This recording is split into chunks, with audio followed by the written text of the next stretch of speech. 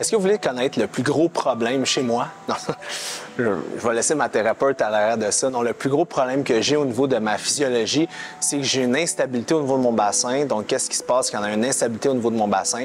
Bien, ça crée que je peux avoir des blessures qui sont faciles parce que mon périforme commence à travailler et d'autres muscles aussi pour stabiliser mon bassin, que ce soit au niveau de la course, que ce soit au niveau aussi de la musculation. Parce que c'est pas parce que tu es fort en faisant de l'abduction de la hanche que tu es nécessairement bon à stabiliser ta structure. Puis souvent, nous autres, on s'entraîne, vous voulez avoir des grosses fesses, vous voulez être musclé, vous voulez... Bien, on oublie souvent que dans la vie de tous les jours, l'important, c'est pas d'avoir un muscle qui est capable de lever 350 livres, c'est un muscle qui est capable de stabiliser ta structure pour pas que d'autres petits muscles qui sont pas supposés faire la job fassent la job. Donc aujourd'hui, je vais vous montrer un exercice qui va vous permettre de, activer le petit fessier, créer de la mobilisation au niveau de la hanche. Et ce que ça va faire, bien, ça va faire que si vous faites ça au début de vos journées ou même avant vos exercices, bien, vous allez avoir un meilleur recrutement au niveau du petit fessier et une meilleure stabilité au niveau du bassin.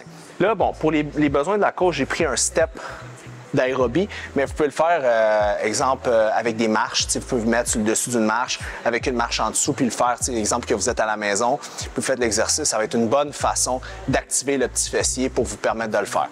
Ce qu'il faut comprendre, c'est que quand vous faites cet exercice-là, on ne veut pas le travailler pour le VMO, qui est le vaste médial oblique, parce qu'il y a un muscle au niveau de la cuisse qui stabilise la rotule. Donc, ce muscle-là, ce qu'il va faire, c'est qu'il va garder la rotule en place. On a peut-être déjà vu ça, des Poliquin ou des Peterson Step-Up, qu'on est bien, on est debout, et là, on descend, on lève avec la jambe bien en avant. C'est pas ça que je veux faire aujourd'hui. On fait une variante, OK? Donc, on va venir debout, on va rester face au miroir, et on va venir descendre. On sort les fesses, c'est très important, et on descend, on touche, et on lève. Comme là, vous voyez, là, mon mouvement, là, il est tout petit. Ça prend pas énormément un gros mouvement, mais il faut balancer les fesses, ramener les fesses, balancer en arrière, ramener en avant. Là, c'est relativement facile parce que j'ai simplement un step Reebok. Inévitablement, il faudrait que j'aille peut-être la hauteur d'une marche. De cette façon-là, j'ai une activation au niveau de mon petit fessier et ça me permet après de l'utiliser de la bonne façon. Ça, c'est le premier exercice d'activation du bas du corps à utiliser pour avoir une meilleure mobilité puis surtout un meilleur contrôle au niveau de votre bassin. Deuxième exercice qu'on peut faire, je vais vous montrer ça à l'instant.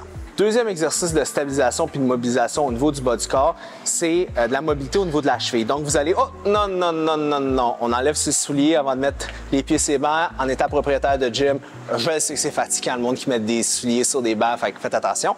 Donc, on vient mettre le pied sur le banc et le but, c'est de faire la mobilisation. Ce qu'on veut faire, là, c'est qu'on avance en avant et on met de la pression, de la tension. Et ce qu'on veut, c'est d'amener le genou le plus loin possible en avant sans décoller le pied. All right? Fait qu'on fait ça comme ça, on descend. Et le but de faire ça, c'est qu'à long terme, ça va vous donner plus de mobilité. Donc, quand vous allez faire exercice de squat, hack squat, and so on, vous allez avoir plus de mobilité. Fait que vous voyez, le but, c'est d'y aller. Si vous vous rendez compte que votre cheville, elle est hyper tight, vous pouvez prendre un poids, le déposer ici et de descendre. De cette façon-là, ça va créer de la tension au niveau de la cheville, donc ça va créer aussi, en même temps, plus de mobilité au niveau de la cheville. Et le troisième exercice, et non le moindre, je vous montre ça. Troisième exercice de mobilisation, puis là, je plug du gourou en même temps, juste pour le fun.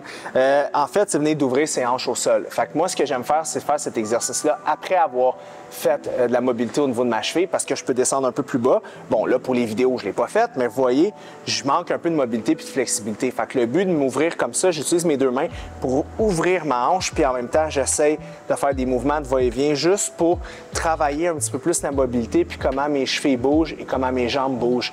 De cette façon-là, quand j'arrive pour faire mon squat après, je vais être plus confortable. Fait que voici 3 exercices d'échauffement pour le bas de corps avant vos séances d'entraînement en mobilisant la hanche et en stimulant le petit fessier.